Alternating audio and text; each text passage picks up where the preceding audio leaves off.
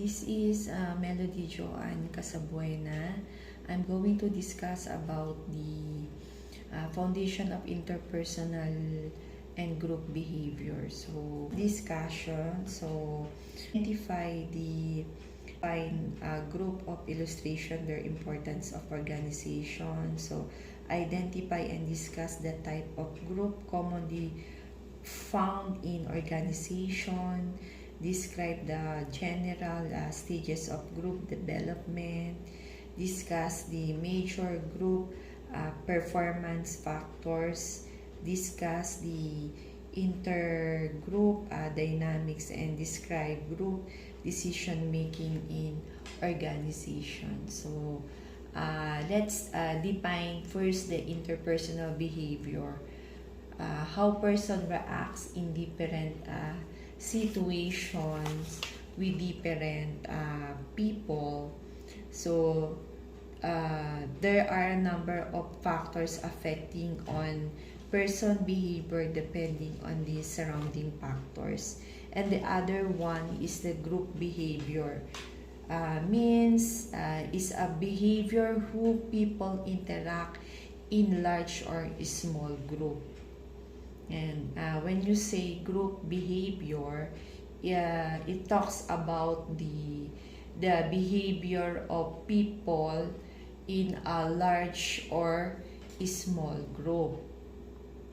And then the interpersonal nature of organization. So it composed two. The first one is the interpersonal dynamics, and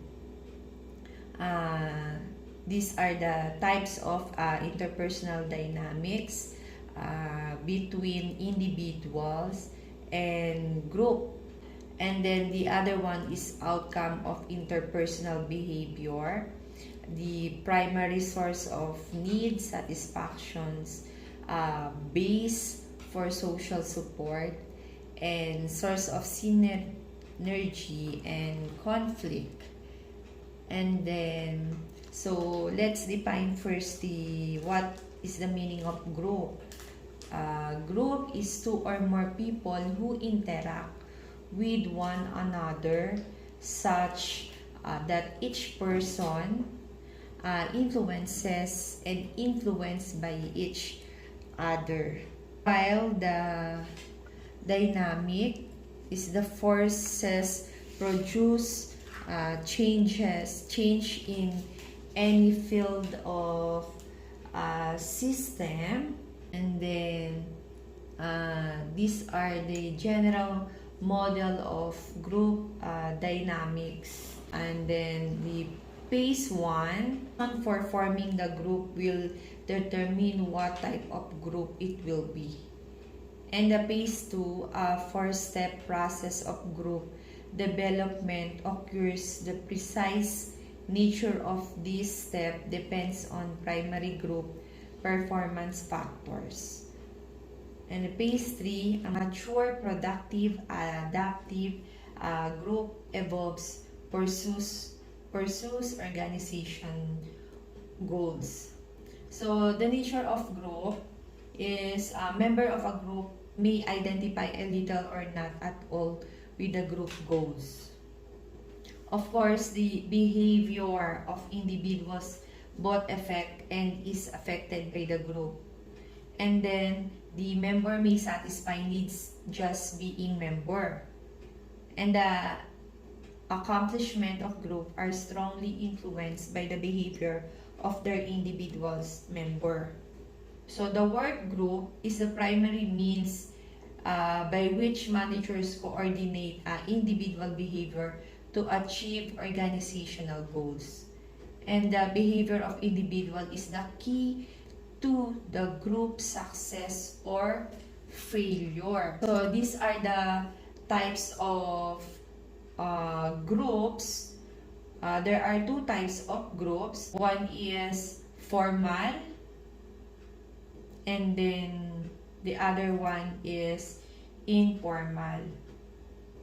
So why study groups? So this is to discuss about to understand the behavior of people in organizations. We may understand the forces that affect individual as well as how individual affects the organization. So, the behavior of individuals both affects and is affected by the group. What is the example of this? Affected and is affected by the group. Sample of this is soldiering, all-star player, added to a team. And why study group? Of course, manager must be aware of individual needs and interpersonal dynamics to manage group effectively and efficiently, because the behavior of individual is the key to the group success or failure. The work group is the primary means by which managers coordinate individuals' behavior to achieve organizational goals. Managers direct the activities of individuals, but they also direct and coordinate interactions within the group. Group formations, so people join group for personal satisfaction. They expect to get something in return or their membership in the group. For example, an employee may join a group to get or keep a job. Individual may form an informal group or join an existing one for many reasons. Attractions to people in the group to its activities, such as playing cards, running races, gardening. Of course, attraction to people in the group to its activities or to its goals. What are the goals of individuals for the informal? And then some people join groups for companionship. Groups are formed to satisfy both organizational and individual needs. They form in organizations because managers expect people working together in group to be better able to complete and coordinate organizational tasks. So, for example, is improving productivity or quality of the organizations and the complete performance or organizational tasks. Then, managers are better equipped to manage certain kinds of conflict that arise in groups, in organizations, when they understand why groups form. These are the types of groups. One is formal group. It defines are formed by an organization to do its work. So, command group is a relative permanent group with functional and reporting relationships and is usually included in the organizational chart. Task group is a relatively temporary group established to a specific task. So, affinity group is a collection of employees from the same level in the organizations who meet in a regular basis to share information, capture emerging opportunities, and solve problems.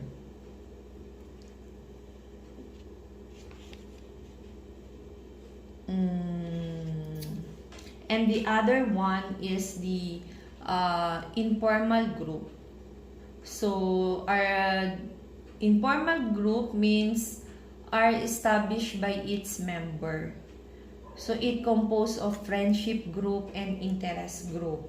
So, friendship group is a relative permanent group which draws its benefits from the social relationship among its member.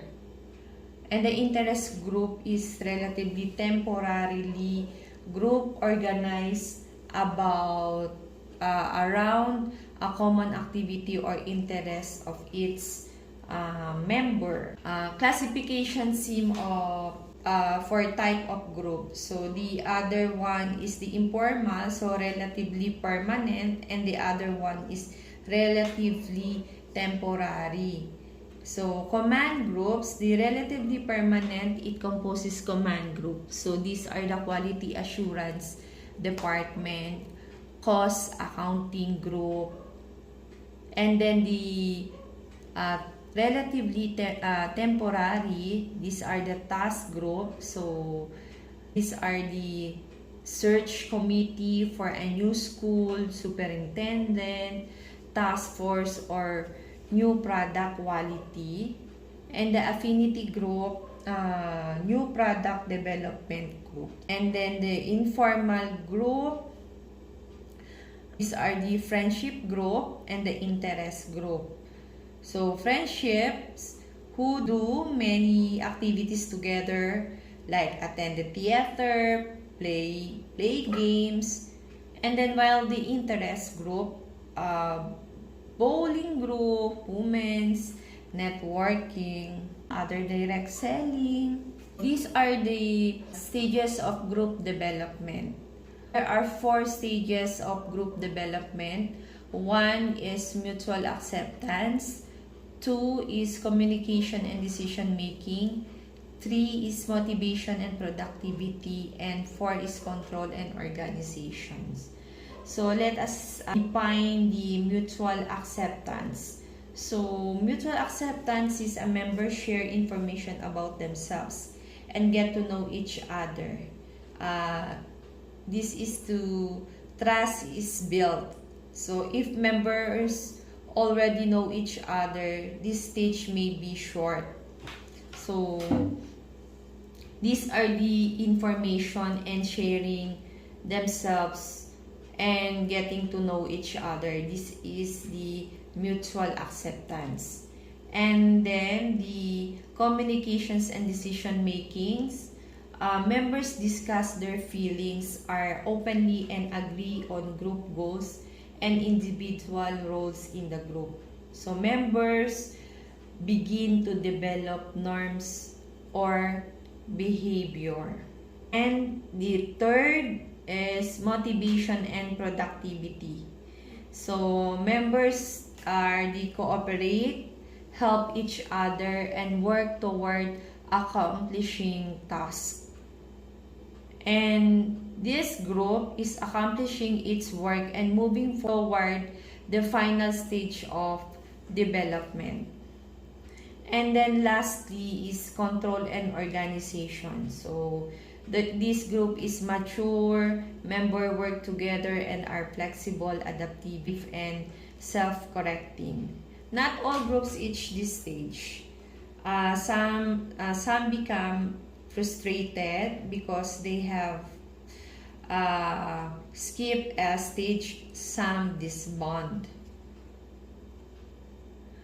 Stage of group development as working condition and relationship change, either through a change in membership or when a task is completed and new task is begun.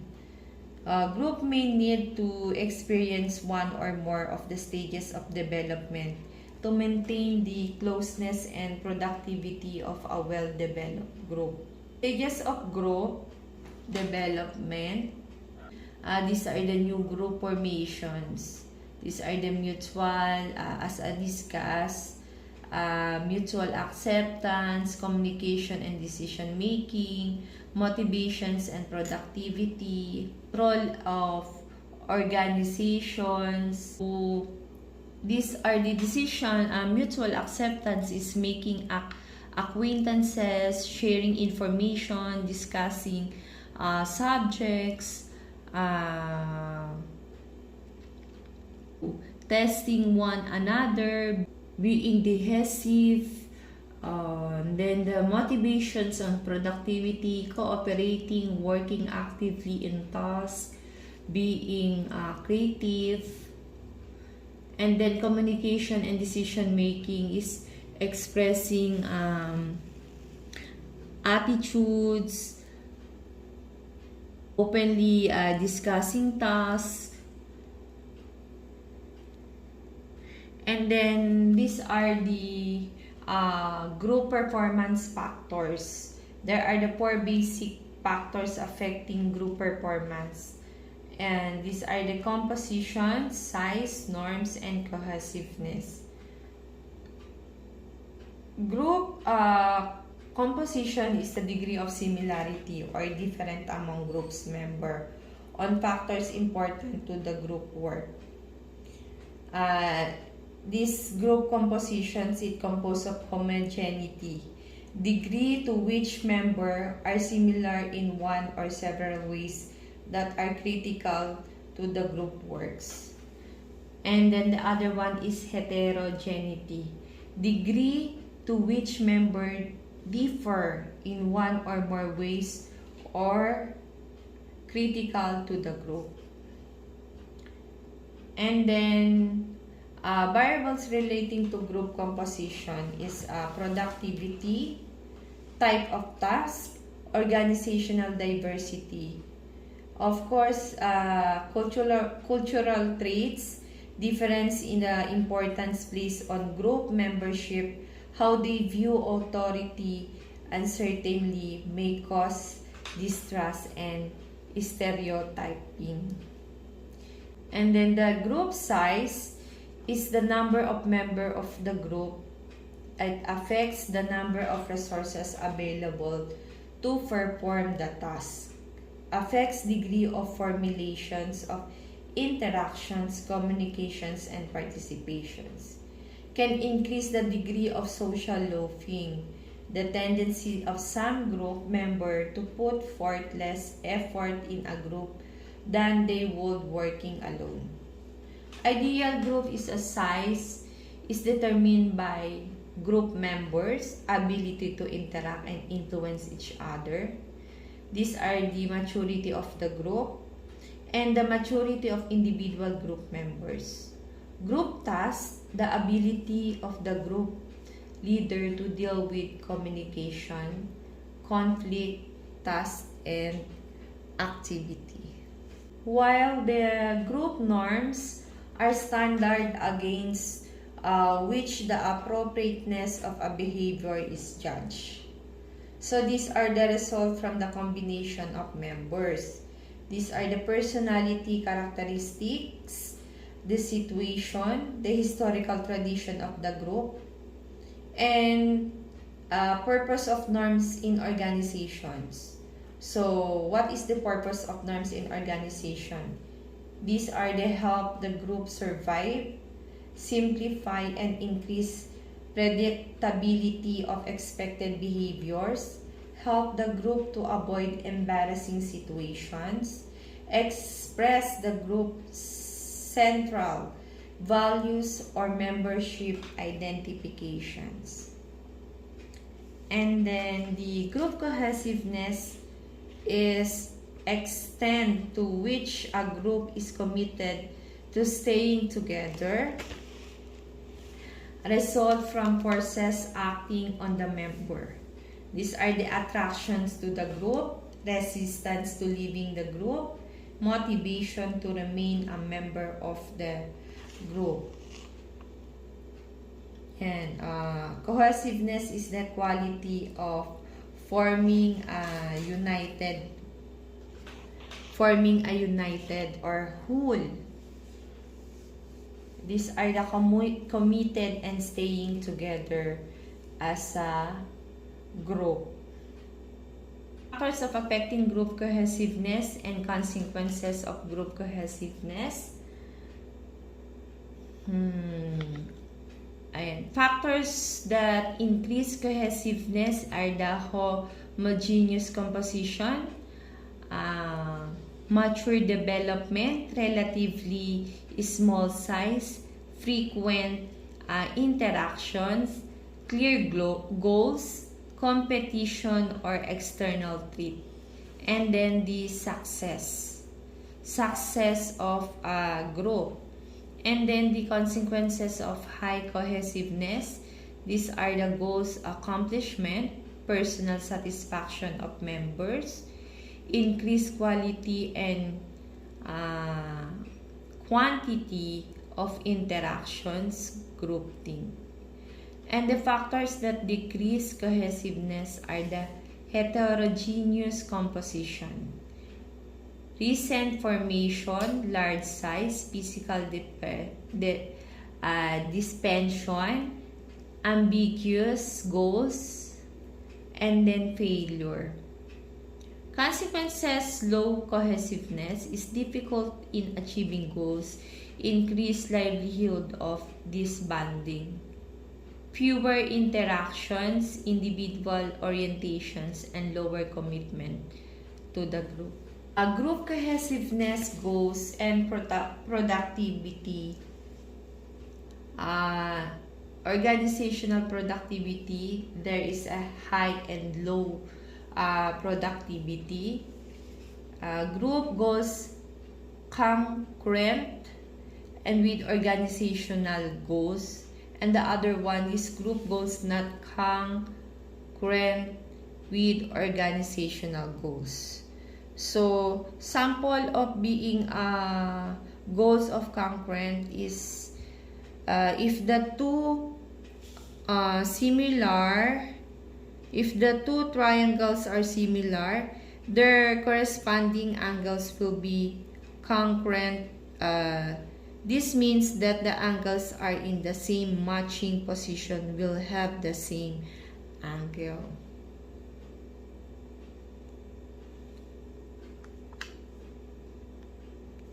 And then the intergroup dynamics is group distributions to an organizations depends on interactions with other group as well as on its own productivity. Primary factors that influence intergroup interactions: group characteristics, organizational settings, task situation, and basis of interactions. So factors influencing intergroup interactions. So these are the organizational settings and the group characteristics. So interaction, basis of interactions. So organizational settings, rules and procedures, history and traditions, and culture, goals and reward systems, decision-making process.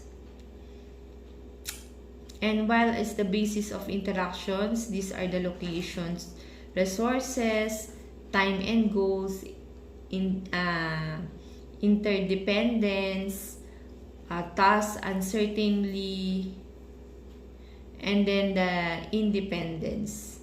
The group characteristic, these are of course the individual personalities and characteristic, group action, tendencies and disposition, group composition, cohesiveness, size, norms, and roles. Group characteristic, these are the individual personalities and characteristic groups action, tendencies and disposition. Group composition, cohesiveness, it's the same with the group characteristic are the norms and roles of each group. In group decision making, and this one is the group think. How group make decision? Of course, these are the group of polarization, the tendency of a group, average pose, discussion attitudes to be more extreme than its average free discussion attitudes. And the other one is the group think, a mode of thinking that occurs when members of a group are deeply involved to cohesive in group, and the desire for the anonymity offset their motivation to appraise their alternative courses of when you say group polarization, this is a decision-making tactic that focus on a decision-making in group that are more extreme compared to the individual team members original versus the thoughts. It occurs as a result of social comparison. These are the group polarization. And the group thinking, these are the based on the desire is not upsetting. A group of people, this is a process whereby a group reaches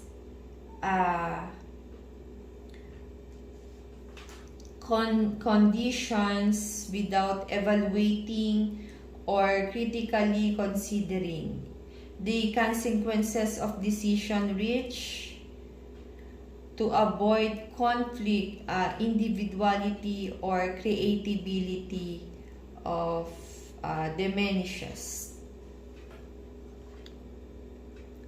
Group thinking process, these are the time, leadership style, group characteristic, group thinking symptoms, decision making, decision outcomes. So how to make decisions. These are the symptoms of group thinking.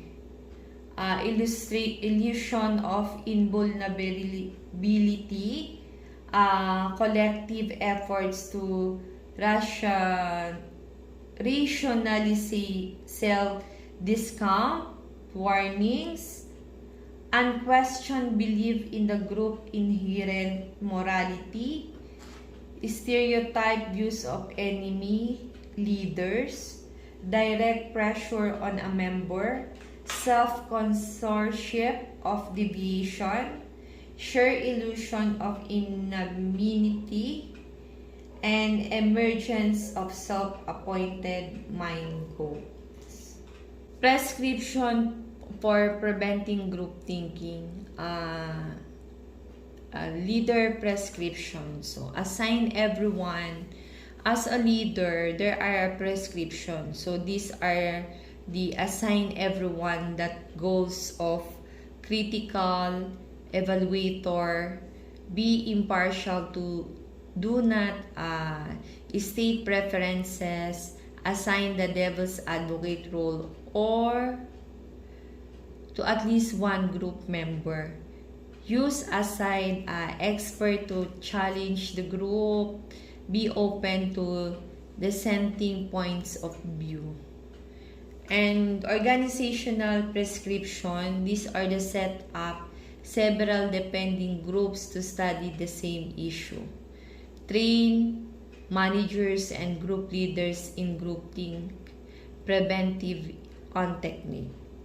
And the individual prescriptions, be a critical thinker, discuss group deliberation with a trusted outsider, report back to the group. And the other one is the process prescriptions. And these are the periodical breaks the group into subgroup to discuss the issue. Take time to study external factors. Hold second chance meeting to rethink issue before making a commitment. These are the prescription for preventive group thinking. The brainstorming, group problem solving, techniques to stimulate group problem solving capabilities. These are the brainstorming, the nominal group technique, and the Delphi technique. The sample of nominal group technique.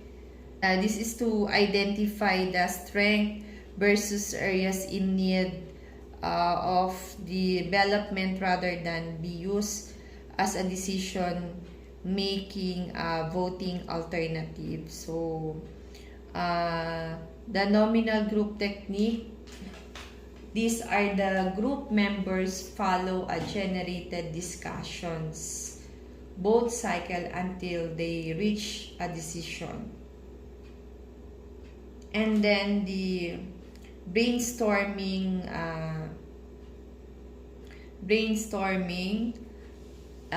use in the idea generation phase of decision making that assists in development of numerous alternative courses of actions. So when you say brainstorming, the organization or group launching product of your team or is responsible for promotions, packaging about the new product. And the other one is the Delphi technique. This means systematic gathering of judgment of expert for use in developing forecast. When there is no one true or knowable answer, such a decision making or long range forecasting. In this chapter, the foundation in interpersonal group behavior, these are the studying chapter that you'll be able to discuss the interpersonal nature of organizations.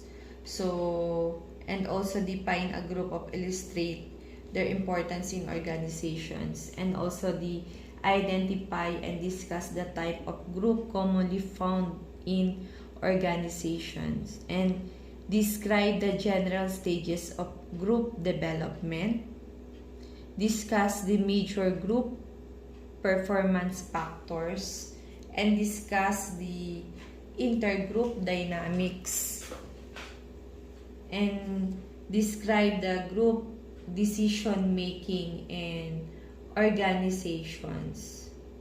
So, organizations behavior, these are the actions after the study, the chapter of this foundations of interpersonal group behavior. I've seen at work and suggest that people have social needs. Width of the group to which student commonly belong could be defined as command groups. So these are the conflicts could occur when informal and formal groups in the organizations. These group behaviors, it identifies also the techniques of each group, identify the problem solving, the decision making, and also the group performance factors and the stages of group development, and the nature of groups and types of groups in this interpersonal nature of organization. So, I ended this report, and thank you, and God bless.